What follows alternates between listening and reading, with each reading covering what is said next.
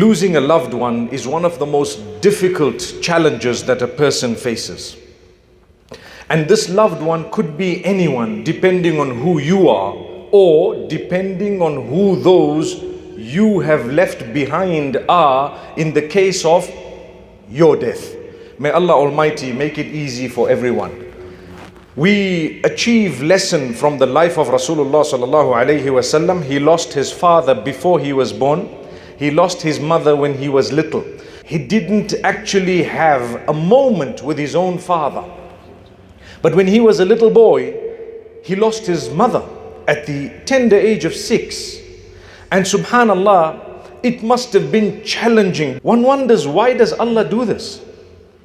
It's a question that sometimes might arise in the hearts and minds of people, not because they are questioning Allah's decree, but they just want to know what's the wisdom.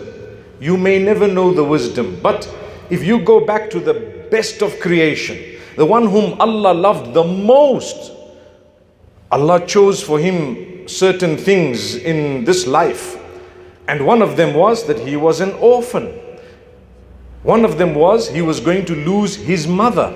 And then 2 years later, he was going to lose his grandfather. Imagine how tough that must have been. Here is a child whom Allah has chosen to be the best of creation, the most noble of all prophets. And look at how the beginning was.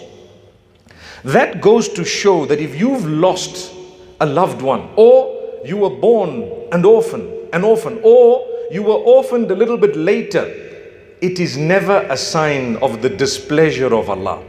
Rather, it is a test for those around you who is going to look after this particular child, or whoever it may be. The fact that they are not there, Allah is watching. Here's your paradise. Are you going to look after these innocent children or not? If you don't, you failed. And if you do, you have passed. And sometimes it doesn't mean that you have to take them into your home, but you have to take care of them. Even if it's from a slight distance, ensure that everything is done for them. Ensure that, subhanallah, they have a decent life, and Allah will give you Jannah.